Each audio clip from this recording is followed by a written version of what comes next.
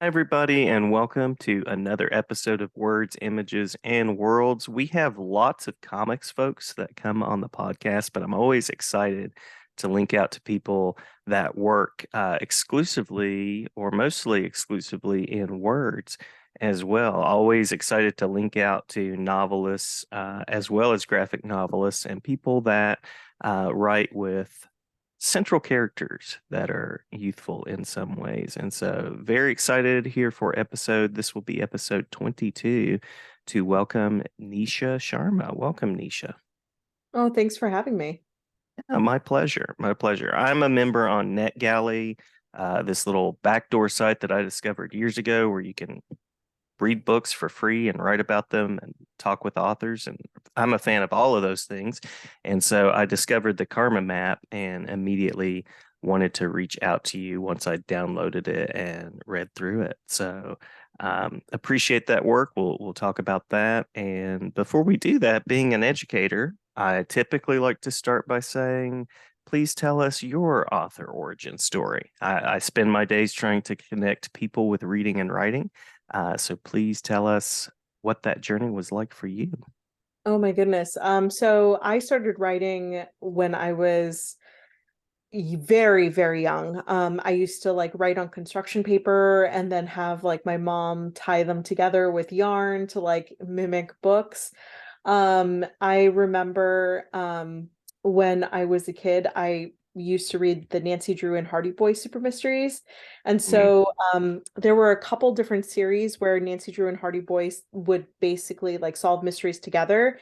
But in the 90s, they relaunched this like super mystery series, and there was so much romantic tension between Frank Hardy and Nancy Drew, and I was obsessed with it. So I started to write like fan fiction with both of them together, and that was really what kind of sparked my love for creating stories of my own. But when I write romance, and I'm primarily a romance writer across young adult and adult genres, and I walked into the adult romance section or the adult fiction section of my local library the summer after seventh grade.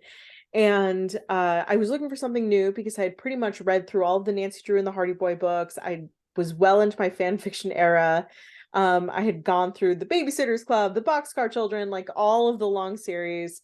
And I wanted something that was different. And I found my first adult romance like the summer after seventh grade. So I was very young. And when I read it, I was like, this is what I want to do for the rest of my life. And so that was kind of like the moment that I knew I wanted to be a writer for my career. And it took me a while to get there because the obligation of making sure that, as the daughter of immigrant parents, one of the things that I always talk about is how um, you're the proof of your parents' success. And so, there is a little bit of like an inherent, like, it's an understanding that you have to think about like career and the impact that it'll make on a broader group of people, not just yourself.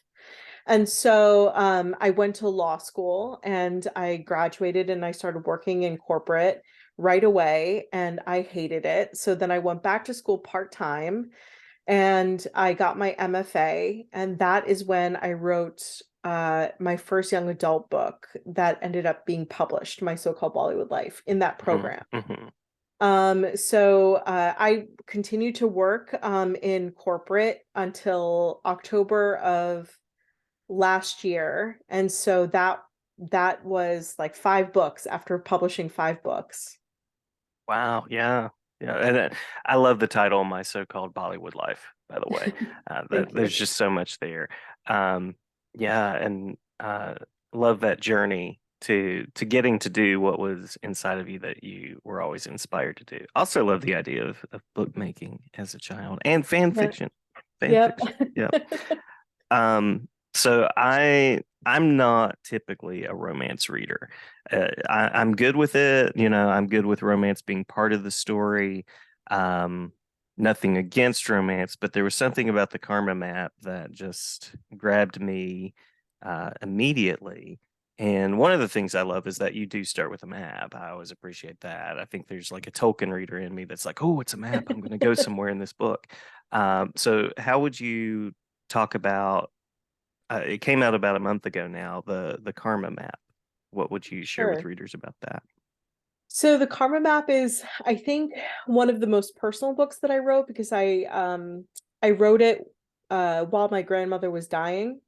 And so she died like probably 2 months after I finished it. Like so she was ill the entire time I was writing this book. And she is like my like the start of my family legacy in the US. Um, her and my grandfather had basically sold everything that they had in India. My grandfather bought a train ticket. He worked his way through the Middle East, through Europe, eventually landed in London, saved enough money, came to the US. He was in like shelters until like a family friend's friend found him and like gave him a couch to stay on until he got a job, and then he found a job that he worked at until the day he retired. So, and so, like him and my grandmother, they had both sacrificed so much. And so, like, the idea of writing characters that went back to India to understand where their family legacy originated was something that was like constantly going through my head while I was thinking about this woman who is the last living representative of like my origin story was Mm. really impactful. The story is about a um she is a mean girl or a self-prescribed mean girl who has basically created this persona in order to hide the secrets that she's essentially ashamed of her in her family. And she realizes that if she doesn't change, she's going to forever lose like whatever goodness that people have ever believed in her and what she thought she had in herself. And so she ends up kind of blowing up her entire like public persona, and she alienates herself, or alienates her friends. She uh essentially like breaks up with her best friend, and she decides that she's going to go on this religious pilgrimage tour in a country that she refused to go back to because she was forced to go on these religious tours as a child. But she knows that no one will find her there, and that's what she wants to do right now. She wants to disappear. But of course, like we all know, our past will continue to haunt us until we're brave enough to face it. And so she kind of goes through this like journey of kind of understanding her past, understanding her relationship with religion, her relationship with her family. And she finds someone who's on a very similar journey, but for very different reasons. Silas is a golden retriever character. He's always happy. He comes from a loving, stable family that is very non-traditional. I'm putting that in quotes.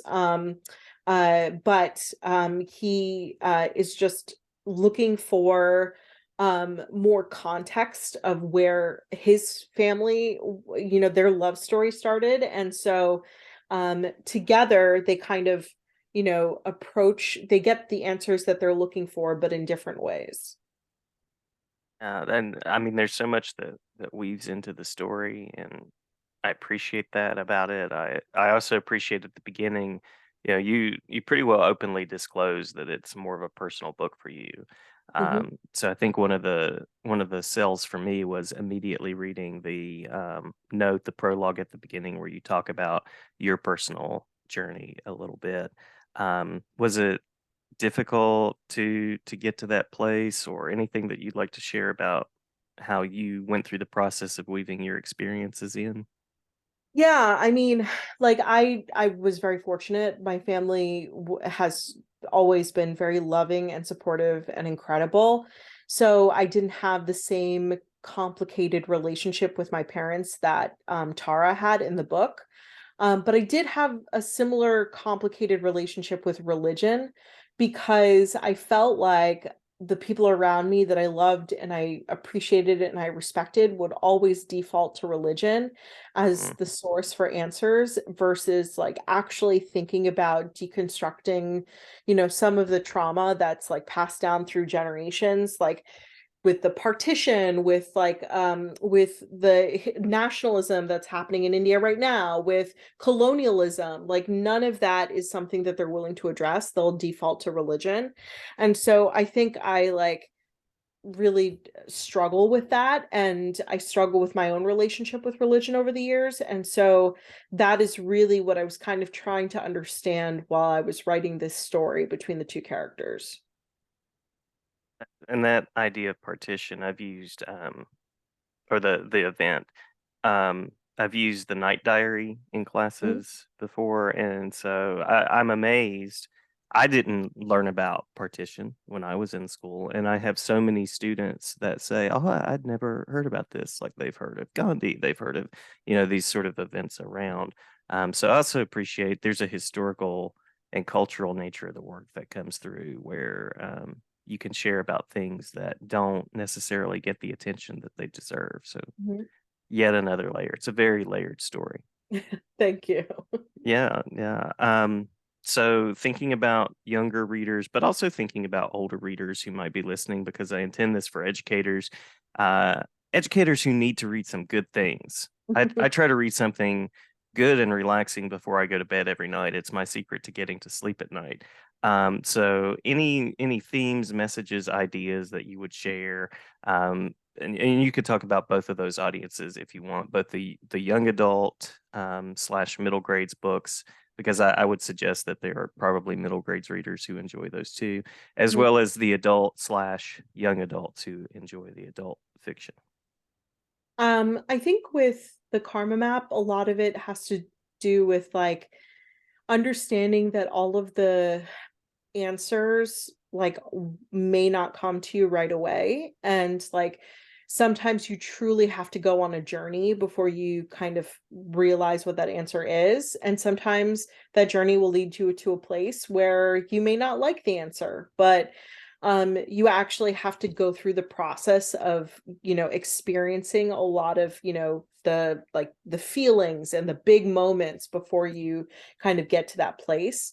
I think the other thing that I like to talk about in my books a lot is so one of the things that, actually me and a lot of South Asian authors, we often have long conversations, long winding conversations about is the nuance. So South Asian representation in fiction is often depicted in stereotypical ways because that is kind of the way that we've been boxed in by people who have been writing our stories for us. And then those depictions are often trauma narratives. And so we as South Asian authors kind of reclaiming our own stories and writing radical joy, writing experiences that are bringing joy. We want to talk about the nuance in the South Asian stereotypes, the way that South Asians can have these really like a kaleidoscope of experiences that may not be the traditional model that has been set out for us. So that's what I like to have in my books, like very complicated characters that or complicated feelings even that may not be your default South Asian narrative. And I think the last thing I just really think is so important for all of my books is that everyone deserves love. So that is like the last piece that I think specifically with the karma map, with someone who feels like she's undeserving of a lot of the like of the good that happens to her, like that everyone is deserving of love and appreciation and affection.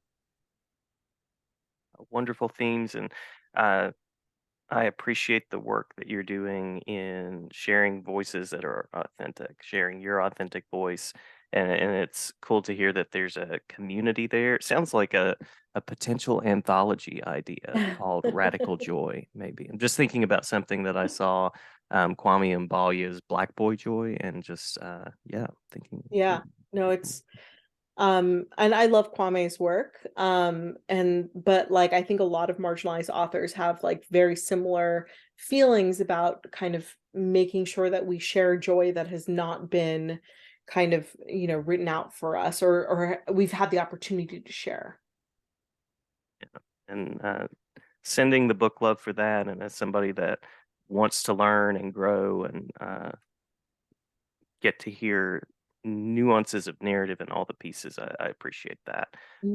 As an English teacher, I can only say so much, but I can always point to books that where people can share experiences as well. So last question, and then you could take the time to play the John Mayer game and say what you need to say. If there's anything Sure. else that you'd like to share that we've not covered, I always like to give people, I like to give authors the opportunity to share web spaces, the best way to buy the Karma map, upcoming works, all of those sort of upcoming pieces. Sure. You can find me online. I'm usually on TikTok and Instagram the most, also sometimes on Twitter, at Nisha Writes, Writes, or on my website at nisha-sharma.com. And then I also have a newsletter on Substack. So that's nishawrites.substack.com. And usually, lately I've been doing like more essays and introspective pieces on Substack. So if you're interested in some of my thoughts about things that are happening in my life or in general, that's where you can find that. All right. Did we miss anything in the list of questions that you were thinking? I want to make sure I say that. I don't think so. I think the probably I guess the one thing that I like to share with people is that the karma map is like the characters or the heroine in the karma map actually was introduced in my first young adult book, and she was depicted in a very two-dimensional way in my first book. She was like very specifically the mean girl in book one. There people hated her, and they also hated the way she was written as like someone who was so mean. But in the second young adult book, she is the ex-girlfriend of the hero, and you find out a little bit more of who she is as a person. So I feel like the karma map is the end of a beautiful journey that I'd been working on since I published my first book in 2018. So I think it's probably one of the more special books that I've written. Love that journey of the character too. Love that. Mhm. All right. Well, I will not keep you, but thanks for stopping by the Zoom space, the podcast today. Thank you. And Thanks for yeah, having me. absolutely. My pleasure. Glad to share about your work. Great. Thank you so much.